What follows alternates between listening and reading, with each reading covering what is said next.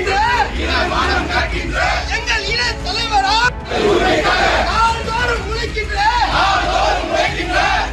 அந்த மாட்டம் கொஞ்சம்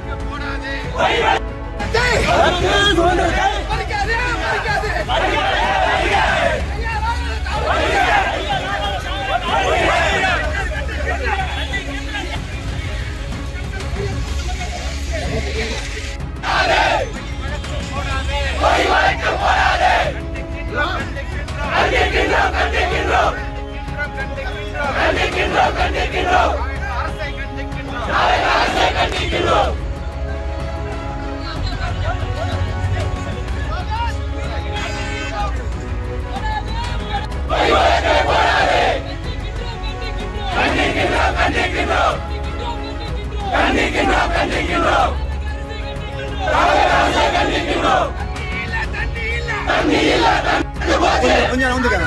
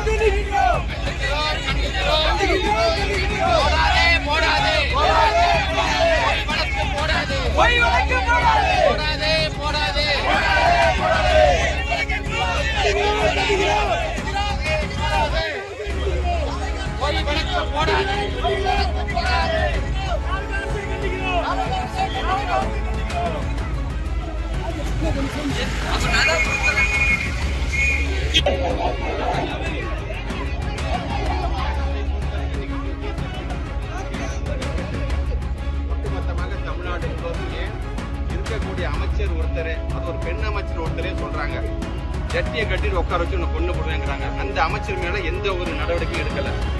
ஏற்கனவே அவங்களுக்கே தெரியும், போதைப் பொருள் என்று வரும்பொழுது அந்த போதை பவுடருக்கு யார் எந்த அமைச்சர் ஃபேமஸா இருந்தாங்கன்னு அவர் மேலே இன்னும் நடவடிக்கை எடுக்க முடியல. ஆக நம்மளை பொறுத்த வரைக்கும் நம்முடைய இந்த தாவேக்காவை பொறுத்த வரைக்கும் என்ன பண்ணுது, நீட்டுனா வாயை திறக்காது, காவேரி தண்ணி பத்தி பேசினா வாயை திறக்காது. ஆனா ஏதோ ஒரு விதத்துல ஒரு பொய் வழக்க போட்டு இன்னைக்கு எங்களுடைய எதிர்கட்சி தலைவர், எங்களுடைய எதிர்காலம் உயர் திரு உதயநிதி ஸ்டாலின் அவர்கள், ஏன்னா அவர் நேற்று பேசும்போதே சொல்லிட்டாரு, 5ஆம் தேதி இருக்கலாம் சட்டமன்றம், அப்ப அந்த மேகதாது பிரச்சனை நான் அங்க வச்சுக்கிறேன், நீங்க எங்கிட்ட தப்பிக்க முடியாது என்று நேற்று அவர் சவால் விட்டார். இன்னைக்கு அதுக்கெல்லாம் பயந்துக்கிட்டு அவருடைய கேள்வி கேட்டா எப்படி நம்ம பதில் சொல்ல போறோம்னு பின்னாடி பயந்து உடனடியாக இன்னைக்கு அவர் கைது செய்திருக்கிறார்கள். ஆக இதை நாங்கள் வன்மையாக கண்டிக்கின்றோம். இது திருச்சி மாவட்டம் மட்டுமல்ல, ஒட்டுமொத்த தமிழ்நாட்டை சார்ந்திருக்கின்றவர்களும் இன்றைக்கு கொந்தளிச்சு போய் தான் இருக்கிறாங்க. ஆக இது போன்ற பொய் வழக்கு போறதை நிறுத்திட்டு தயவுசெய்து எங்களோட வாக்குவாதம் வாங்குறீங்க. இது நாட்டு மக்களுடைய பிரச்சனைக்காக தான் நாங்கள் போராடுகிறோமே தவிர திமுகவோட பிரச்சனைக்காக நாங்கள் போராடவில்லை என்பதை நீங்கள் தெரிந்து கொள்ள வேண்டும். ஆக எங்களை பொறுத்தவரைக்கும் இப்படி பொய் வழக்கு போட்டிருக்கின்ற உங்களை நாங்கள் வன்மையாக கண்டிக்கின்றோம்.